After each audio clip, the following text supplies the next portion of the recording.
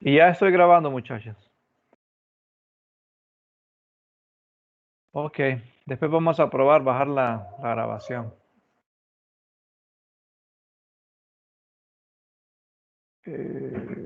Vamos a ver.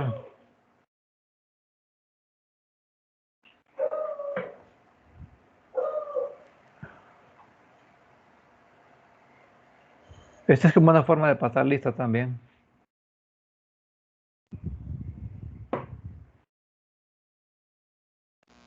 Licenciado, Erika.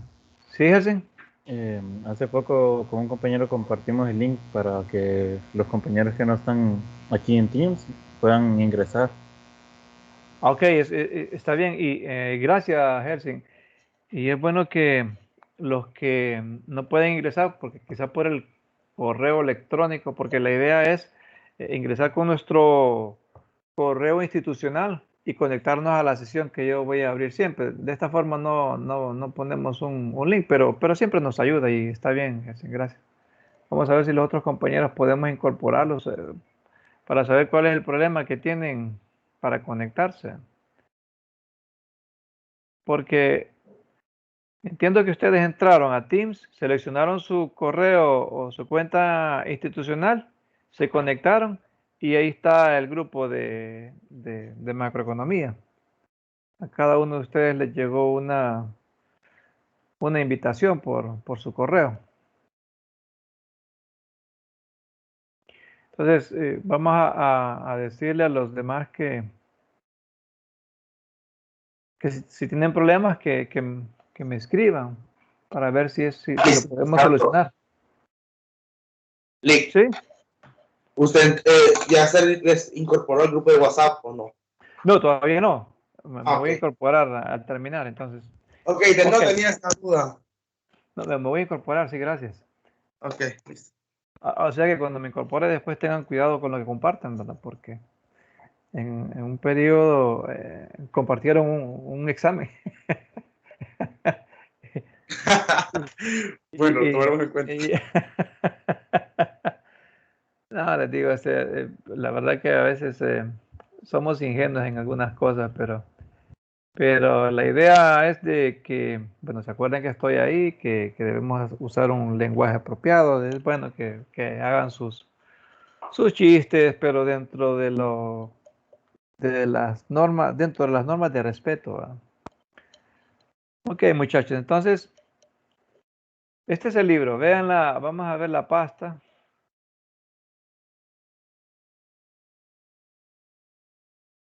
¿Lo ven? Bueno, es la octava edición de Case Fair.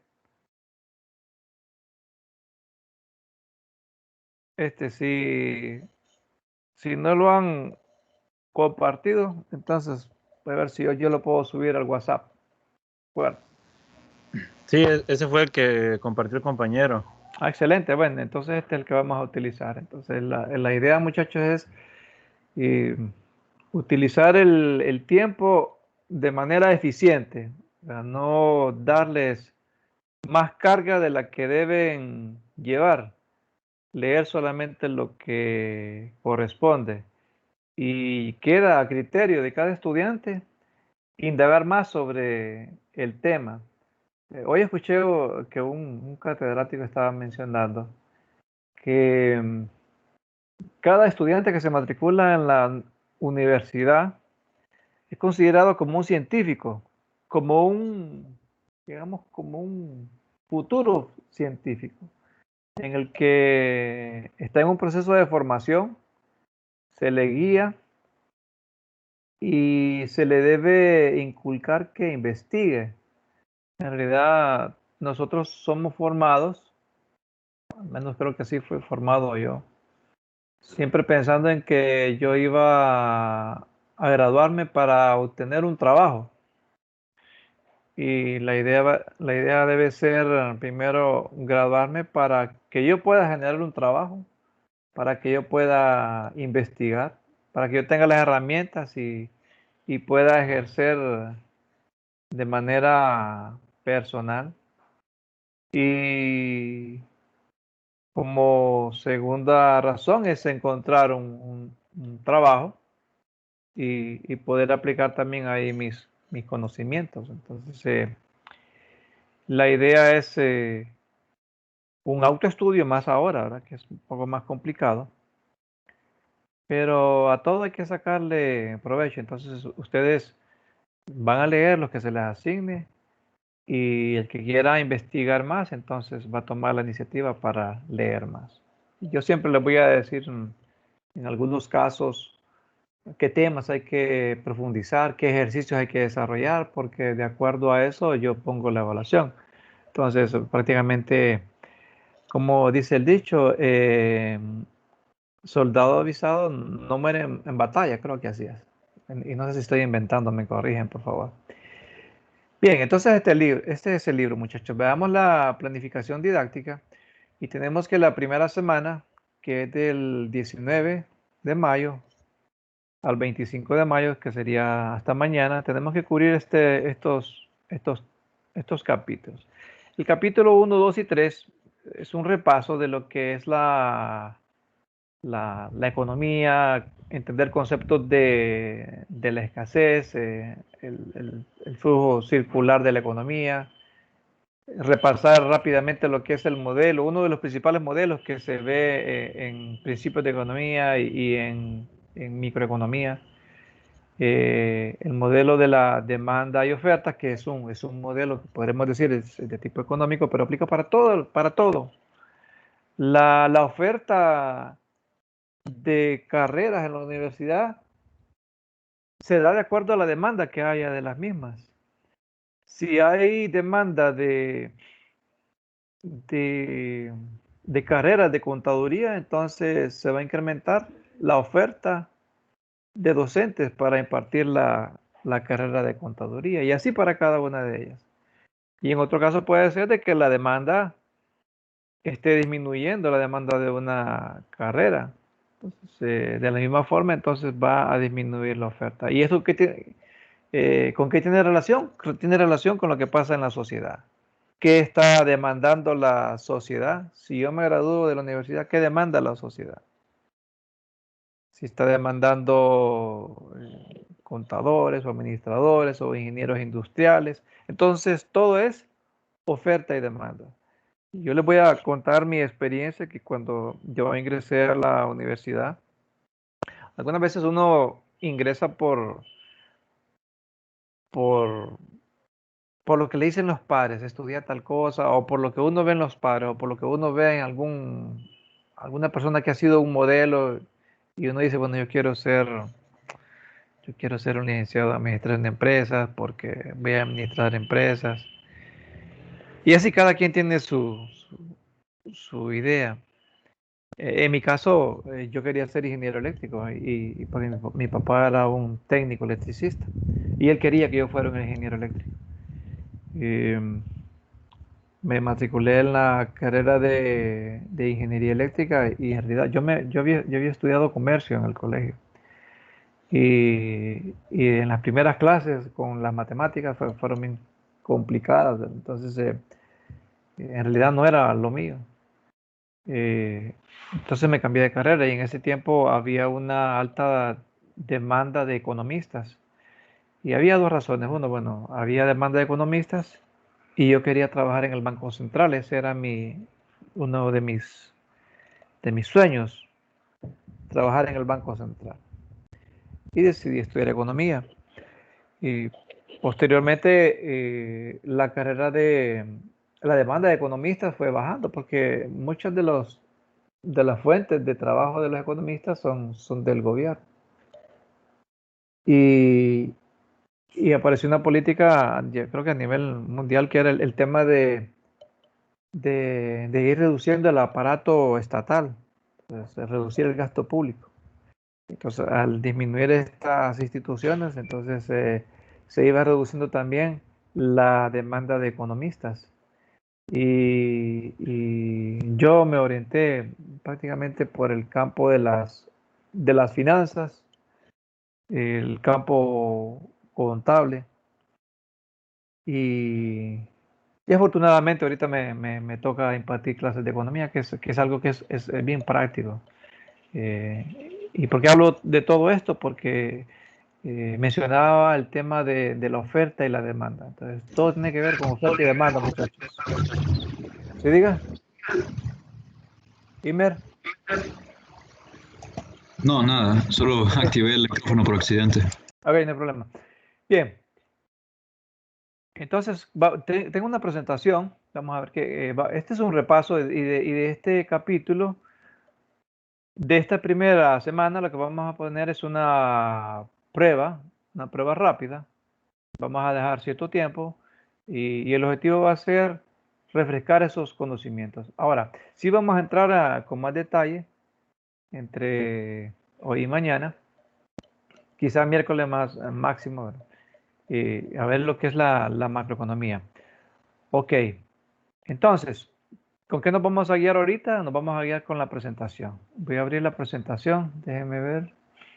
Y tengo la presentación que es del capítulo 1 y creo que es, vamos a ver, creo que es esta. Esta es la primera presentación, son 20 láminas y es una introducción a la economía. Entre hoy y mañana vamos a ver introducción a la economía y luego vamos a entrar a la macroeconomía. Entonces tienen que ver la presentación 1 y la Estas presentación láminas, 2. licenciado, Sí, perdón, ya dígame. están en el campus. Sí, ya están en el campus, por favor revisen. Por eso quería entrar ahorita al campus, déjeme ver, Ok. pero me está tirando error. Déjeme ver.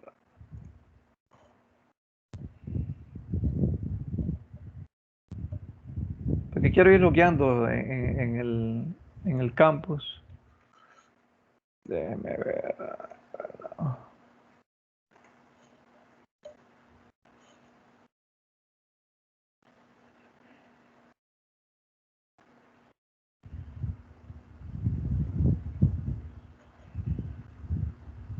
¿Alguno de ustedes ha intentado ahorita conectarse al campus? Porque parece Yo que recién entré y entré normal, todo normal. no me dio problema.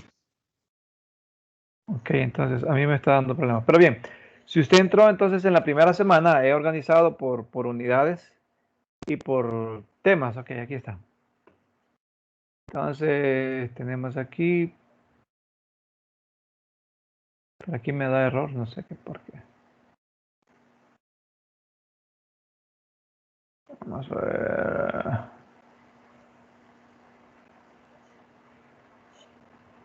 Debe ser esto. Ok. Ahora sí. Ven, entonces la plataforma o la clase está organizada por semanas. Tenemos la semana 1, que es principios de economía.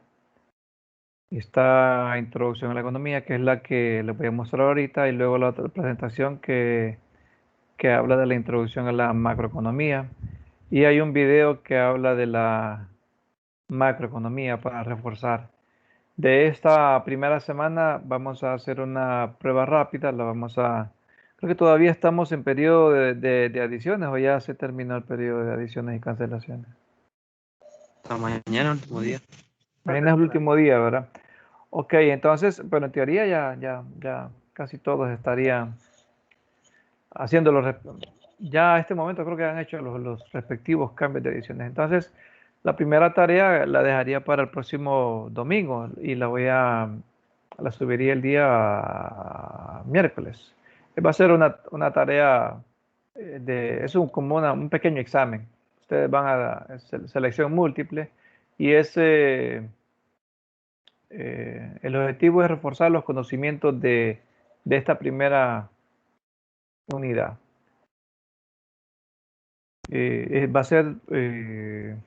Van a ser parte de los puntos acumulativos. Entonces, para resumir, entonces sí, ya están subidas las presentaciones.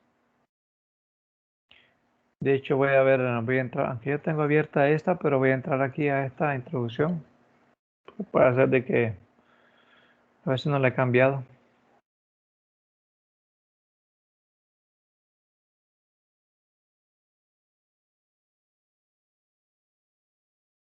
Bien.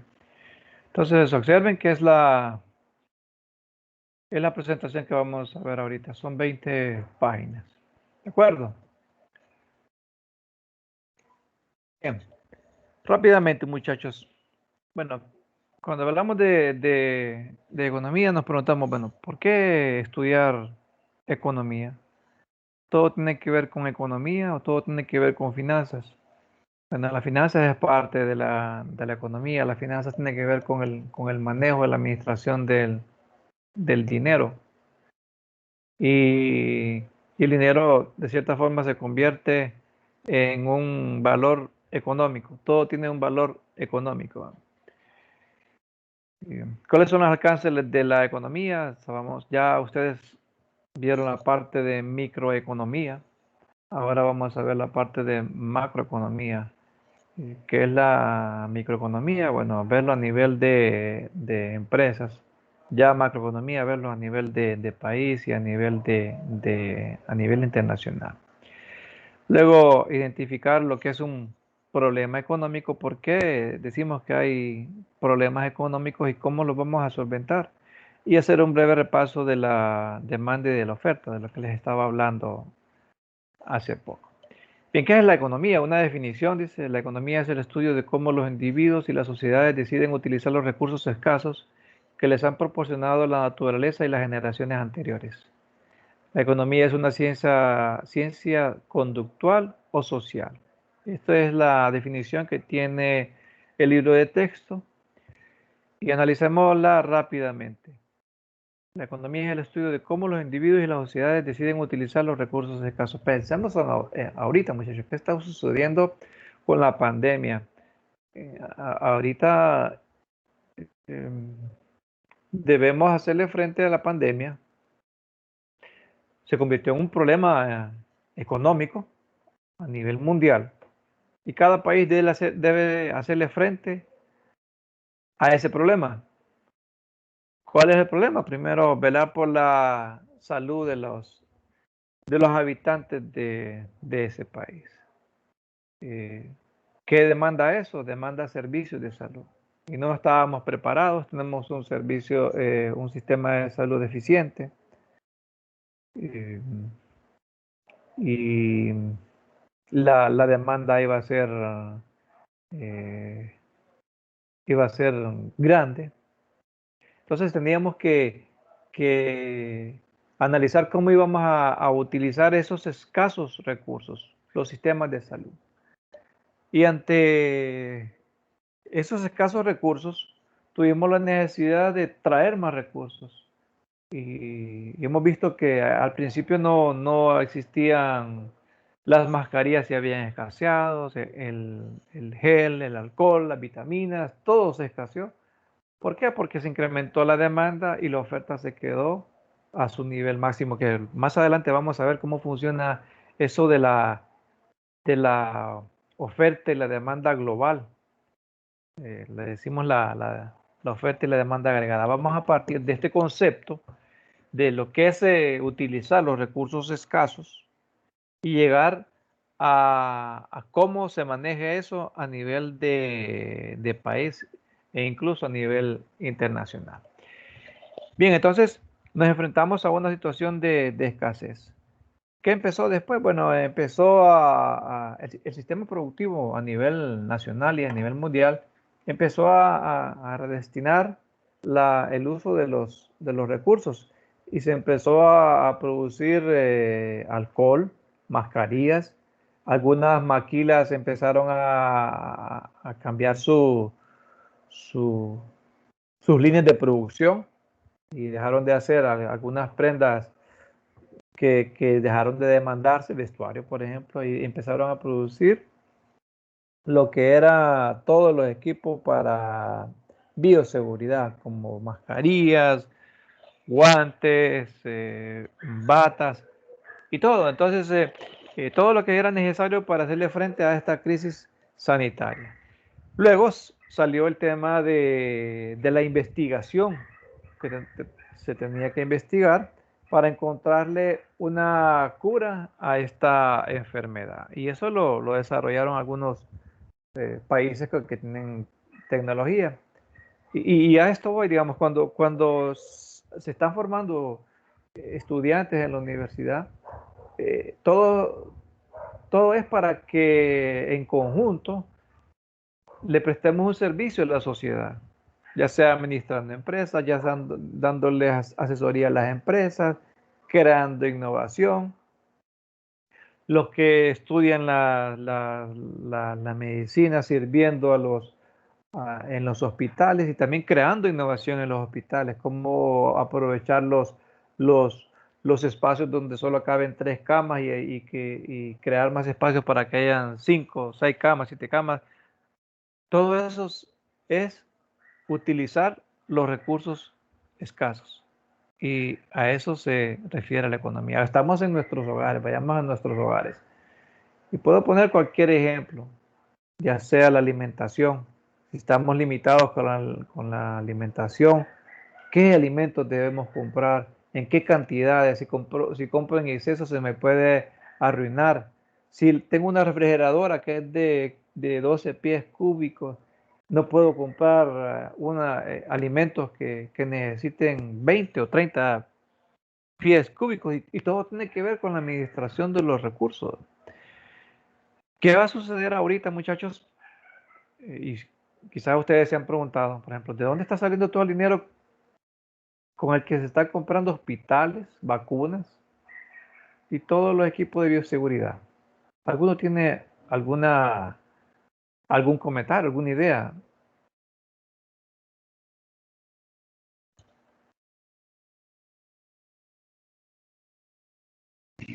Como dijo Lee, Digamos, ahorita todo lo que se está invirtiendo en compra de hospitales, en compra de vacunas. Ustedes han escuchado que se han firmado contratos para comprar vacunas en Rusia o a compañías de Estados Unidos. Los hospitales se le compraron a unas compañías de Turquía, que por cierto no sé si están todos trabajando. La pregunta es, está bien, es fácil comprar, pero ¿de dónde sale todo ese dinero? de los impuestos de una nación. Imer, de los impuestos. ¿Quién más se iba a decir? ¿Karen o quién? De Los préstamos. Kellen, así es. sí, De los los, impuestos. de los impuestos, ok, de los impuestos. Que en el otro caso puede ser de Préstamos a donaciones. organismos internacionales. Préstamos, ok, está bien, préstamos, ahora bien, pero esos préstamos, ¿cómo los vamos a pagar? Después nos los Con cobran a impuestos. nosotros Con por medio de los impuestos. impuestos. Impuestos, a menos que haya alguna donación, ¿verdad? Ahora bien, ahora les pregunto, ¿creen ustedes que ustedes van a pagar de cierta forma esos préstamos? Sí. Sí, sí, así es. Los vamos a pagar. Y si no es a través de impuestos directos como el impuesto sobre la renta, lo vamos a hacer con el impuesto sobre ventas u otro tipo de impuestos. Eh, por ejemplo, ahorita el tema de la Acabo de energía inventar eléctrica. alguno. Perdón, Jason, dígame. De repente inventan otro impuesto. Sí, y es que es que la sociedad es cambiante, la sociedad demanda de recursos. Y vean qué interesante es porque si lo analizamos desde el punto de vista, eh, digamos, legal o jurídico, y en el que decimos que la educación es gratuita, dice la Constitución de la República. Es gratuita la educación. ¿Qué opinan ustedes? ¿O todos deben tener acceso a la educación? Así dice la Constitución. Es un derecho, Lee. Un Es un, derecho. es un derecho, ok, es un derecho. ¿Y quién lo establece? Lo establece la Constitución. Ok. Ahora bien, ¿y tiene un costo ese derecho, Imer? Sí, Lee. Así Por es. la inversión que tiene que hacer. Tiene un costo, por ejemplo, a mí me están pagando en la universidad para impartir la clase de macroeconomía. Eso tiene un costo. Y también cuando yo estudié, mi costo era simbólico, creo que costaba hace mucho tiempo, como 45 lempiras creo que costaba el semestre, antes era por semestre. Ahora creo que cuesta 270 el trimestre, ¿verdad? Pero es simbólico si hacemos una comparación con universidades privadas. Ahora bien, la universidad tiene que pagarme y ese dinero tiene que salir del Banco Central. De hecho, de ahí me acreditan. Del Banco Central me hacen una transferencia. La pregunta es, bueno, ¿y de dónde llega dinero al Banco Central para que me haga una transferencia a mí? Tiene que llegar de algún lado ese dinero. Ese dinero tiene que recaudarlo el gobierno y lo recauda a través de los impuestos. Y sé que muchos de ustedes estudian, bueno, todos están estudiando una carrera administrativa y todos deben estar enterados del tema de los impuestos. Todos están al tanto de qué hace el gobierno con los impuestos, ¿verdad? Bien, entonces, todo tiene su costo. Y a eso nos referimos. Vean qué extenso se hace al hablar de la administración de los recursos escasos. Y vean lean lo que dice aquí. Que les han proporcionado la naturaleza y las generaciones anteriores. Nosotros, como generación, tenemos que proveer de otros recursos a las futuras generaciones. Y pensemos, digamos, en los que tienen hijos. Cada uno de los que tiene hijos quiere que su hijo estudie, que obtenga un trabajo, que se compre su carro. Y si no hace todo eso, algunos lo que piensan es que es mejor que se vaya del país, ¿verdad? Como es lo que está sucediendo con muchas familias, que lo que hacen es emigrar. Emigrar. ¿Por qué? Porque quizás los recursos que tenemos no son suficientes, se han vuelto tan escasos. eh, y a esos son llamados los gobernantes y principalmente nosotros como administradores de los recursos escasos. Entonces la economía tiene que ver con esto, muchachos.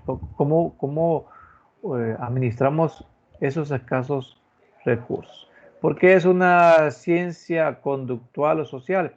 Eh, bueno, tiene que ver con temas de pobreza, pero tiene que ver también con la conducta de los consumidores, decimos, con el comportamiento de los agentes económicos, cómo se comportan las personas cuando sube el precio de un bien, cómo se comportan las personas cuando hay una pandemia, eh, si somos indiferentes o si tomamos acciones.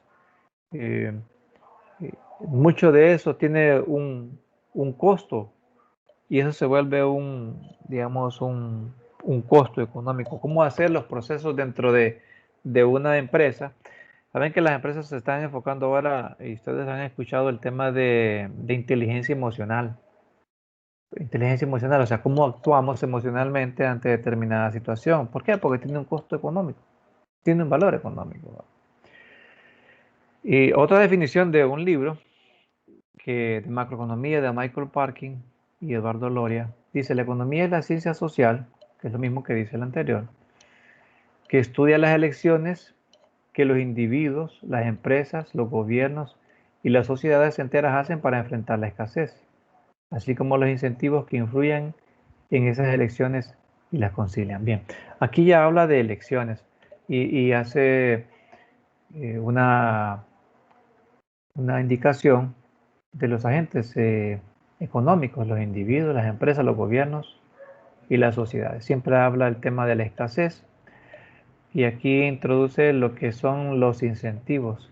¿Qué me incentiva a mí comprar un bien en comparación con otro? ¿Qué me incentiva a mí comprar entre un iPhone y un Samsung? En algunos el incentivo puede ser posición. Para otros el incentivo es que le cubra sus necesidades esenciales, como que me pueda comunicar, como que me dé a la hora, como que pueda manejar aplicaciones. Otros lo hacen en el iPhone. Bueno, así lo veo yo, ¿verdad? El iPhone es un mejor teléfono, pero el Samsung le puede dar le puede cubrir las necesidades que, que tiene, ¿verdad? Oh, ahora sí se puede comprar el iPhone, se lo compra.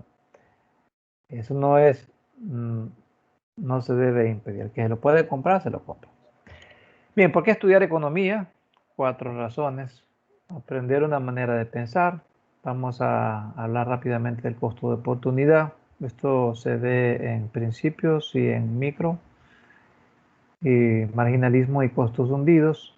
que son mercados eficientes. Por ejemplo, estamos hablando de los mercados que se ven en principios de economía, son competencias perfectas, si son oligopolios, si es una competencia monopolística.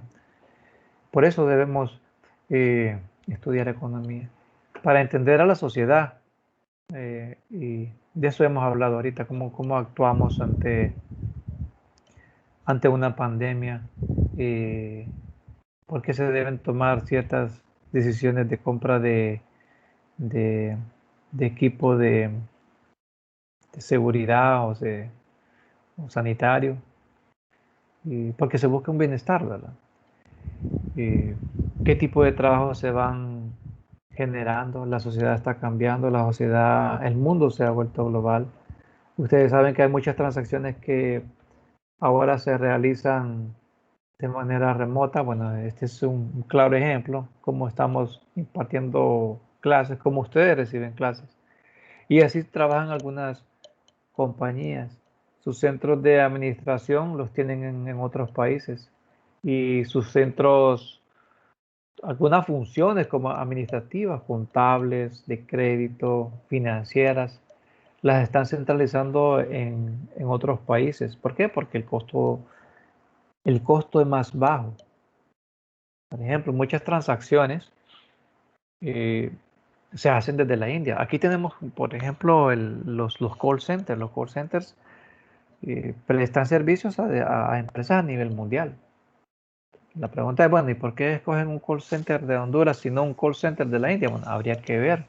Tiene que ver temas de lenguaje, o de idioma, o de la infraestructura en redes. Entonces debemos entender la sociedad, y por eso estudiamos economía. Los asuntos globales, bueno, tema de políticas ambientales, y tema de que cada año nuestro país se vuelve más vulnerable por los huracanes. Ejemplo de ello, los últimos 2 huracanes que tuvimos, y no sabemos cómo va a ser en el futuro. Entonces, pero para eso nos estamos preparando, y cada vez que hay un evento, vamos adquiriendo experiencia. Hay países, por ejemplo, que son vulnerables a los terremotos. Puede ser México, por ejemplo, o países del Asia. ¿Cómo funciona el libre comercio? Hablamos de libre comercio, ahora hacemos compras vía internet. Vemos que nos sale más barato traer algo vía internet que comprarlo localmente. Obviamente porque hay el tema de un margen de utilidad que buscan los vendedores locales. Y hay que ser un votante informado. ¿Qué tiene que ver esto con mis estudios, con ser un votante informado? Muchos dicen, bueno, yo no voy a votar porque a mí no me mantiene ningún político. Eso es mentira. O sea, nosotros debemos votar porque estamos eligiendo a las personas que van a administrar los recursos del país. La educación, la salud, la vivienda, las carreteras, los ríos, las represas. Eso lo van a administrar los gobernantes. ¿Y quién pone a los gobernantes? Nosotros. ¿Y de qué depende de que haya crecimiento en la economía? Depende de los gobernantes. Una vez que yo doy el voto, ya no, ahí no. La única forma de que me escuchen es protestando, tomándome las carreteras, quemando llantas. Que por cierto no es recomendable, porque afecta al medio ambiente, el ambiente. Bien, si nos dice, bueno, el desempleo va a aumentar o va a disminuir, ¿qué propuestas traen, digamos, los nuevos candidatos? Ahorita la propuesta que tienen es que van a reducir la corrupción, que los malos van a salir y que van a entrar los buenos. No, pero que nos hablen en temas económicos. ¿Va a crecer la economía? ¿En cuánto va a crecer? Si crece la economía, se genera empleo. Si no crece la economía, hay desempleo. La inflación, van a seguir subiendo los precios de los bienes. ¿Qué debemos hacer para mantener los precios? Todos son temas económicos, y estudiando la economía tenemos una mejor visión o entendimiento de lo que nos dicen los políticos, ¿verdad? Cuando participamos en los procesos políticos, votamos por temas que requieren conocimientos básicos de economía. Dani, hablamos bastante de eso. Los alcances de la economía. Bueno, la economía se divide en dos grandes ramas, que son la microeconomía y la macroeconomía. Ustedes ya vieron la microeconomía. Está enfocado en el funcionamiento de las industrias individuales y el comportamiento de las unidades de toma de decisiones. Por ejemplo, precios, cómo se determina el precio de un bien, qué bienes se van a producir por cada entidad económica, o sea, por cada empresa. Entonces eso es verlo a nivel microeconómico. A nivel macroeconómico, que es el campo de la macroeconomía, parte de la economía que examina el comportamiento económico de sus agregados, como ser el ingreso. Estamos hablando del ingreso a nivel de país, ver el empleo, qué tasa de desempleo debe manejar el gobierno, porque desempleo siempre va a haber y eso lo vamos a ver más adelante. ¿Cuál es la capacidad máxima de producción de un país? Quizá ustedes han escuchado que cuando hacen acuerdos comerciales entre países, por ejemplo Estados Unidos y Honduras, si Estados Unidos va a hacer un acuerdo comercial para comprarle arroz a Honduras, Estados Unidos va a decir, bueno, yo lo que quiero, mi demanda es de tantos billones de quintales de arroz. O al decir un número, 100 billones. Ajá, ¿y cuánto es la capacidad de producción de Honduras? Quizá 100 millones, no billones, por ser exagerado, muchachos, ¿verdad? Entonces, eso tiene que ver con el nivel de producción. Cada país tiene recursos escasos y tiene cierto nivel de producción. ¿Qué sucede cuando se llegue a ese nivel de producción máximo? Ahí vamos a ver qué sucede con los precios, qué sucede con el nivel de precios a nivel de la economía. Y si ustedes están trabajando en alguna empresa, si es productora, ustedes deben conocer de que hay una capacidad máxima instalada, que tienen esa capacidad máxima instalada ya sea en la parte productiva o en la parte de almacenamiento. No pueden tener una planta que produzca 100.000 unidades al día y que tenga una bodega que solo pueda guardar 50.000 unidades. Entonces hay un máximo en cada empresa y todos esos máximos es el máximo de la producción al nivel nacional y eso es lo que vamos a ver más adelante. Entonces de eso se trata la macroeconomía, muchachos. Vamos a ver cómo interactúan estas variables y cómo estas variables influyen en el crecimiento de la economía y cómo se va generando el tema del empleo, el desempleo, cómo se va generando el nivel de la inflación. Bien, esta lámina de lo que tiene es una comparación de los alcances de la economía, comparando la microeconomía con la macroeconomía. Por ejemplo, ¿de qué se encarga la microeconomía a nivel del empleo? O sea, lo que dice empleo de las empresas, empleo en industria, cuántos son los empleados que tiene una empresa, los números de contadores. Y a nivel macroeconomía lo que vemos es el porcentaje de empleo y desempleo. Eso es un indicador que utilizan los gobernantes para tomar decisiones de política fiscal, o sea, de qué impuestos o qué incentivos damos a las empresas para generar empleo. Entonces, de eso se encarga la macroeconomía. La micro se encarga de verlo a nivel de empresas, la macro a nivel de país. ¿Cuál es la tasa de desempleo? Bien, y con precios, bueno, le voy a hablar de precios de los bienes que se producen, el precio de la atención médica, el precio de la gasolina, precios por cada uno de los bienes y servicios. En macroeconomía lo que vemos es el nivel agregado de precios. ¿Cuál es el costo de la canasta básica? Y en base a eso, recuerden que en base a nivel de inflación, que es el costo, de ahí se determina, el nivel de inflación se determina de acuerdo al costo de la canasta básica y lo vamos a ver con más detalle en su momento. Se toman decisiones, por ejemplo, para determinar cuál va a ser la base exenta del impuesto sobre la renta de una persona natural. Vamos a ver el tasa de inflación, entonces ya a nivel agregado. Bien, esto se los explico rápidamente. La economía tiene dos enfoques, uno que es economía positiva y el otro que es economía normativa. ¿Qué es la economía positiva? Bueno, se divide en descriptiva y de ahí se forma la teoría económica. ¿Cómo es la descriptiva? Hay que recopilar datos que describen los fenómenos y los hechos. Y luego con esos datos hay que formarse una teoría económica.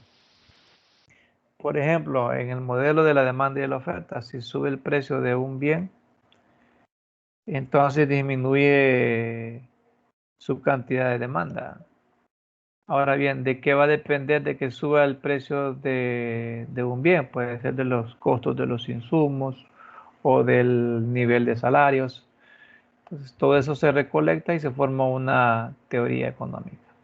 Y algunos ejemplos aquí de lo que es la economía positiva. Describe lo que existe y cómo funciona. Por ejemplo, ¿qué determina la tasa salarial de los trabajadores no calificados? ¿Por qué se paga un salario mínimo, por ejemplo? ¿Qué determina el salario mínimo? ¿Qué pasaría si aboliéramos el impuesto sobre la renta de las empresas? Bueno, esto es lo que recolectamos. Y en el caso de la economía normativa, dice enfoque económico que analiza los resultados del comportamiento económico. Los evalúa como buenos o malos y puede recomendar líneas de acción. A esto se le llama economía política. Y más adelante veremos que hablamos de política fiscal y política monetaria. Algunos ejemplos de preguntas. ¿El gobierno debe subsidiar o regular el costo de la educación superior? ¿Qué se debe hacer? ¿Qué políticas se deben tomar? O sea, ¿se debe subsidiar o se debe regular? ¿Se debe permitir a sus importadores que vendan productos extranjeros que compitan con los fabricados en este país? Esos son algunos ejemplos de lo que es la economía normativa. Bien, ¿cómo funciona el tema de la teoría económica? Bueno, se prepara un modelo y ese modelo contiene variables. Unas variables son dependientes y las otras son las que determinan el comportamiento de esa variable dependiente. Veamos, el que hemos visto hasta ahora, conocemos con detalle, es el modelo de la oferta y la demanda. ¿Qué es un modelo? Es una enunciación formal de una teoría. En general, adopta la forma de un enunciado matemático de una supuesta relación entre dos o más variables. Ustedes conocen que sí existe una relación entre precio y cantidad demandada por el lado de la oferta y por el lado de la demanda. Entonces, estamos diciendo una enunciación formal. La cantidad demandada de un bien depende de su precio. Tiene una forma matemática y cada gráfica le llamamos función y tiene un enunciado matemático. Se representa por una ecuación en la cual le decimos que por ejemplo, en la demanda, la cantidad demandada depende del precio. Y aquí dice de una supuesta relación de entre dos o más variables. Ahorita hemos hablado de precio y cantidad demandada. Entonces, ese es un modelo. Y durante la clase vamos a ver diferentes modelos. ¿Qué explica, por ejemplo, la tasa de crecimiento de un país? Su Producto Interno Bruto, que es la producción total, ¿de qué depende? ¿Cómo se comporta el consumo de las personas? ¿Cómo afectan los impuestos al nivel de demanda de bienes y servicios? Entonces, a todo eso le ponemos una ecuación y esa ecuación luego la graficamos. Y luego con las gráficas lo que buscamos son puntos de equilibrio y cómo se comportan dos variables que estemos comparando. Por ejemplo, cómo se comporta la inversión en relación a la tasa de interés o cómo se comporta el ahorro en relación a la tasa de interés. Entonces, a todo eso le ponemos una ecuación y lo graficamos. Y la gráfica nos ayuda a visualizar cuál va a ser el comportamiento de las variables. Tengo las 6:50, muchachos, solo me voy a tomar unos 3 minutos más. Bien, los modelos simplifican la realidad al separar una parte de ellas, son abstracciones, o sea que no se puede explicar la economía en su conjunto. Entonces los economistas agarran ciertos grupos, hacen un muestreo y de ese muestreo sacan lo representativo para explicar la realidad. Y las variables, una variable, valga la redundancia, es una medida que cambia con el tiempo de una observación a otra. Por ejemplo, el ingreso o el precio del arrendamiento. Y un concepto que se habla bastante en economía es ceteris paribus, que significa que todo lo demás es constante o queda constante. O sea que cuando hacemos un modelo, también aplicamos el ceteris paribus. Decimos, bueno, en la ley de la demanda o el modelo de la demanda, decimos que si baja el precio de un bien, aumenta su cantidad demandada.